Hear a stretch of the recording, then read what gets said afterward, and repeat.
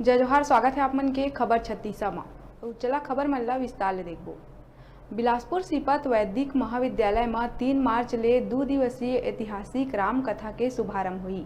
जी हाँ, बाजा गाजा के संग शोभा यात्रा निकाली जाही। चित्रकूट के पीठाधीश्वर स्वामी राम स्वरूपानंद जी कथा के वाचन करही।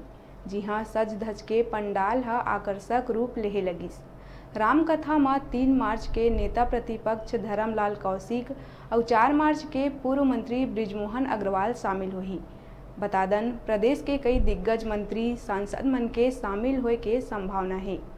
मुख्य संयोजक द्वारिकेश पांडे ज़्यादा से ज़्यादा लोगन ला कथा में शामिल होए बर अपील करे है।